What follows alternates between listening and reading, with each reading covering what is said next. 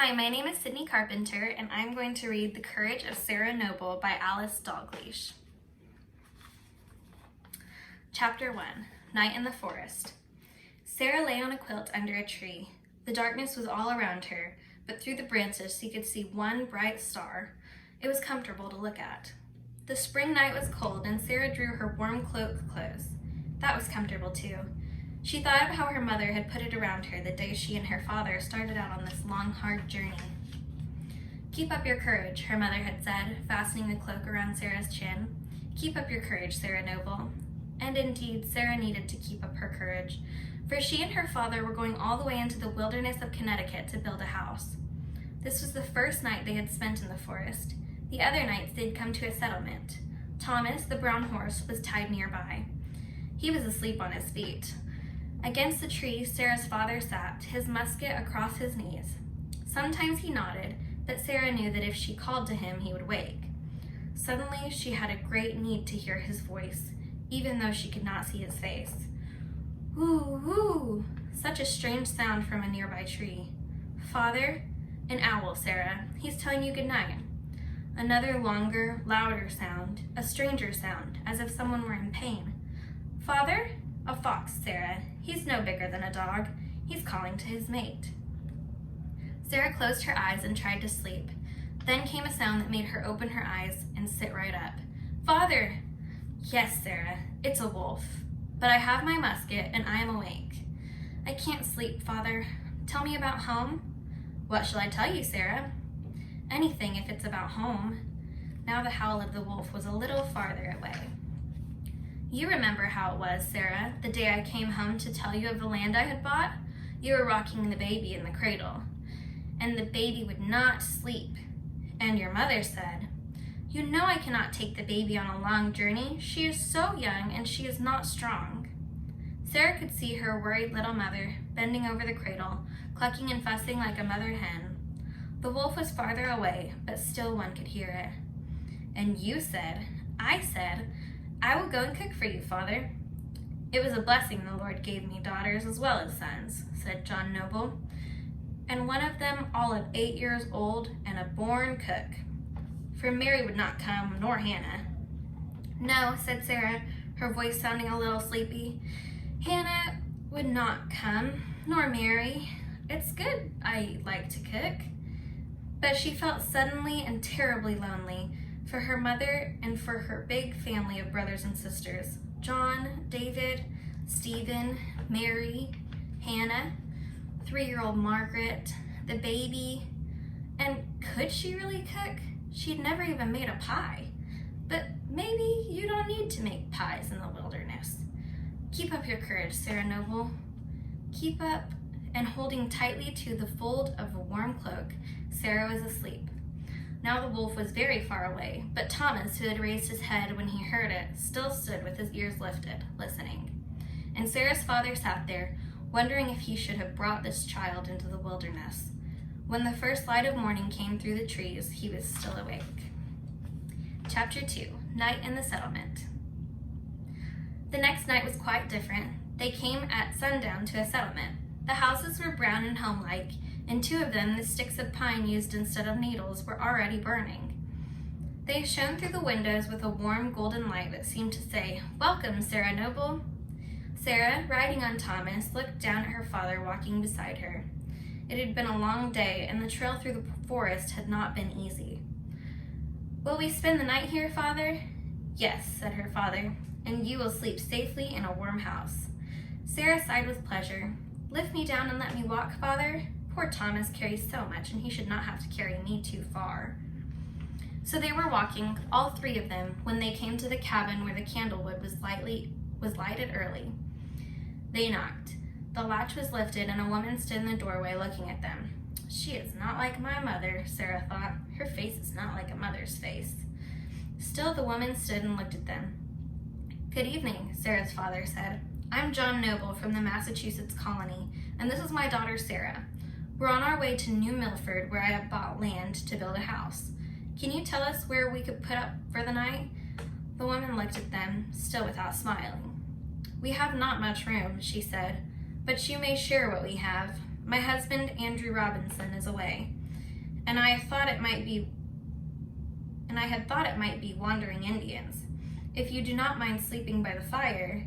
We slept in the forest last night, John Noble said. Anything under a roof will seem fine to us. So they went in, and Sarah saw the children who were in the house. There were 4 of them, 2 boys and 2 girls, all staring at Sarah with big round eyes. She began to feel shy. And now she was alone, for her father had gone to see Thomas and to bring Sarah's quilt for her to sleep on. Be seated, said Miss Robinson. You are welcome to share what we have. Lemuel, Abigail, Robert, Mary, this is Sarah Noble. Sarah smiled timidly at the children. Take off your cloak, Sarah, but she held it closely. If you don't mind, I'll keep it. I'm a little cold. The children laughed. Sarah sat down at the table, and in a few minutes her father was with them. Now Sarah let the cloak fall back from her shoulders. I will hang it up for you, said Abigail. It's a beautiful, warm cloak. Her fingers stroked the cloak lovingly as she hung it on a peg. And it is kind of red, she said. I would like to have a new cloak. You have no need of a new cloak, said her mother sharply. Now Miss Robinson began to ask questions, and as John Noble answered, she began clucking and fussing, just as Sarah's mother might have done. But somehow Sarah's mother fussed in a loving way. Taking this dear child into the wilderness with those heathen savages, and she not more than 7? 8, said Sarah. Though my mother says I'm not tall for my age. 8, then. What will you do there all alone? My father's with me, Sarah said. The children's eyes had grown wider and rounder. Now they began to laugh, and the younger ones pointed at Sarah. She's going to live away off in the woods. The Indians will eat you, Lemuel said, smacking his lips loudly. They'll chop off your head, little Robert added, with a wide, innocent smile. They will not hurt me, Sarah said. My father says the Indians are friendly. They will skin you alive. That was Lemuel. I have heard that they are friendly, Miss Robinson put in quickly. The men who bought the land gave them a fair price, and promised they might keep their right to fish in the great river, said John Noble. They'll chop off your head, said Robert, and made chopping motions with his hand. Sarah felt a little sick. This was worse than wolves at night. Her brothers were not like these boys, and she had heard about Indians. Perhaps these Indians had changed their minds about being friendly. She was glad when the children went to bed, all except Abigail, who spoke gently. Don't mind the boys, Abigail whispered. They tease. But Sarah did mind. If Stephen was with them, these boys would not dare tease her, she thought. At last it was quiet. The children were all in bed, and Sarah lay on her quilt by the fire. Miss Robinson covered her up warmly, and for a moment she seemed a little like Sarah's mother. Then, so young, she added. A great pity. I would like to have my cloak, if you please, said Sarah. But you're warm. I'm a little cold now. Miss Robinson put the cloak over Sarah. Have it your way, child, but your blood must be thin. Sarah caught a fold of the cloak in her hand and held it tightly. As she closed her eyes, she could see pictures against the dark. They were not comfortable pictures. Before her were miles and miles of trees. Trees, dark and fearful, trees crowding against each other, trees on, more trees and more trees. Behind the trees there were men moving. Were they Indians? She held the warm material of the cloak even more closely. Keep up your courage, Sarah Noble.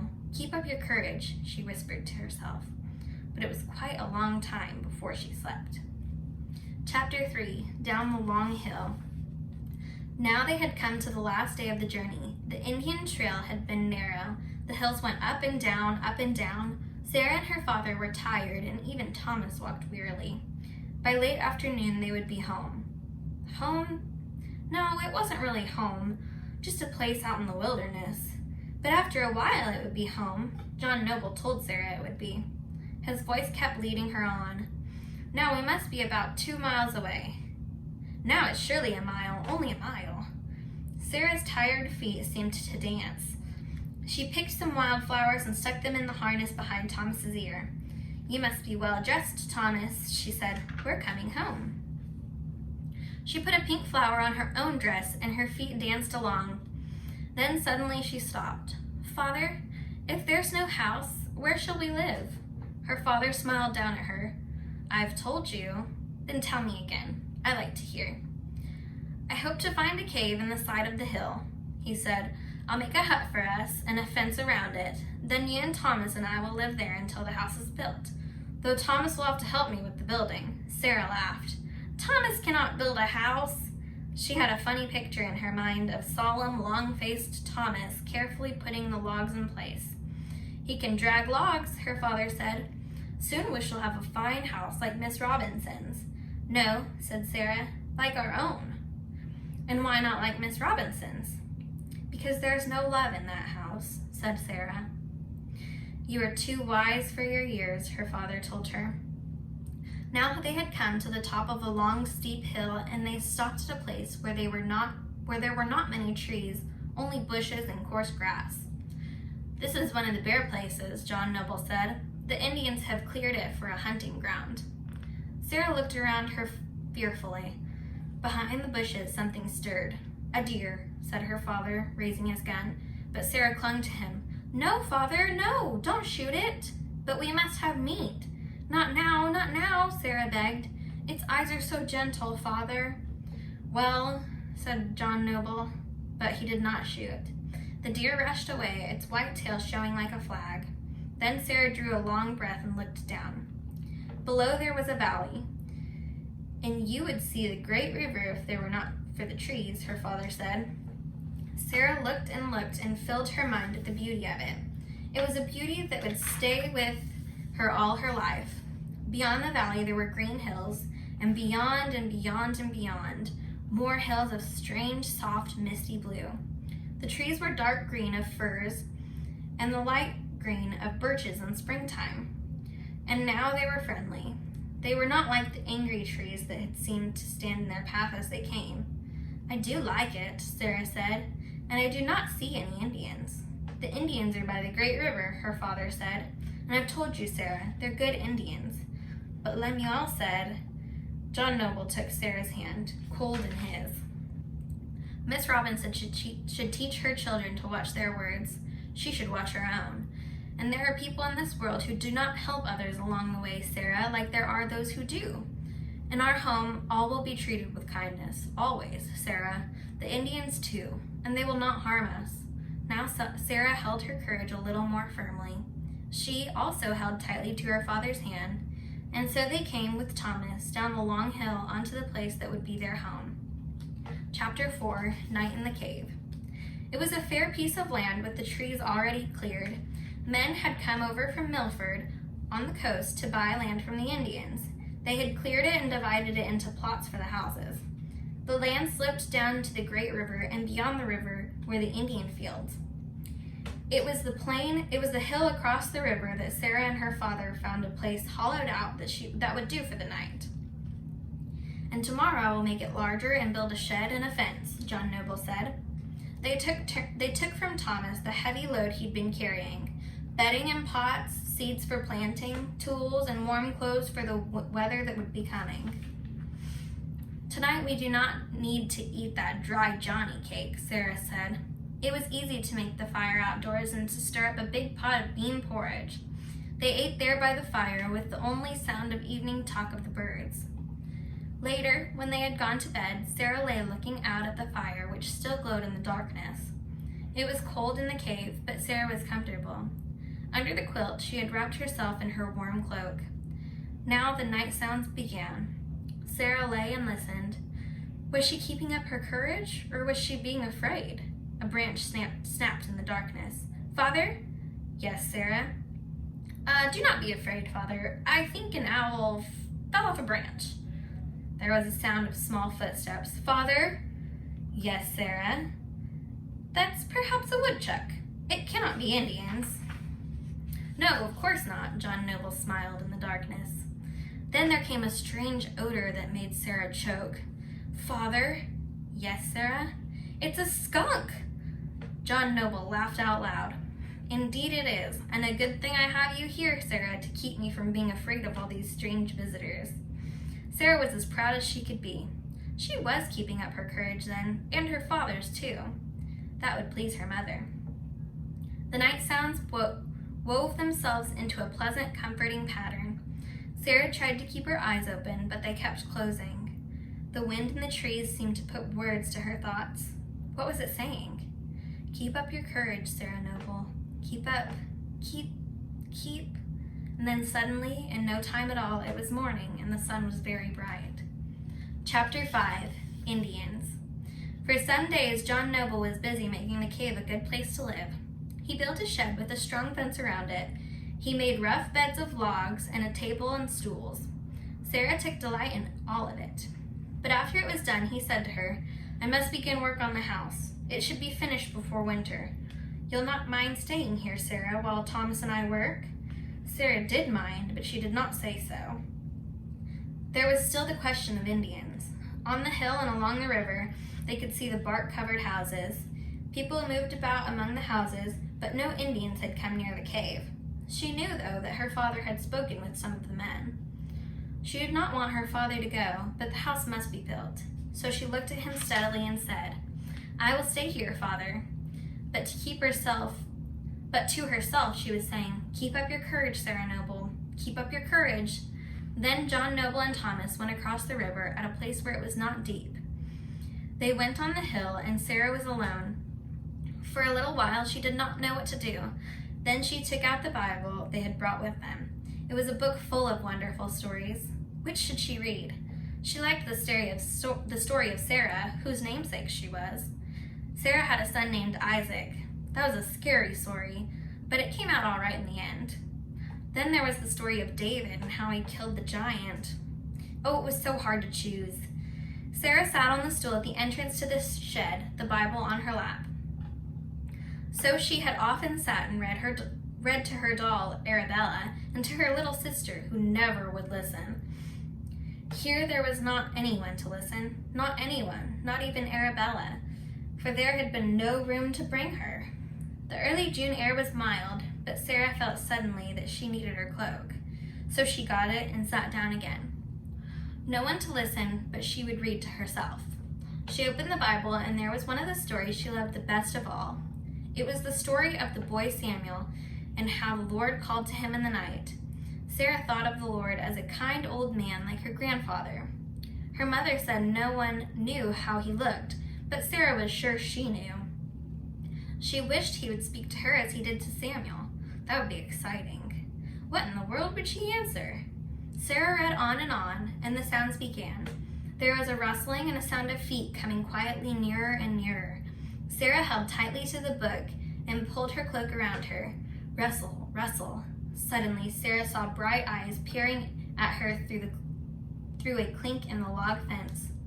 Indians! They were all around her. Some of them crowded in the opening of the palisade, but they were young Indians, not any older than she was. Still, there were many of them. Sarah kept as still as a rabbit in danger.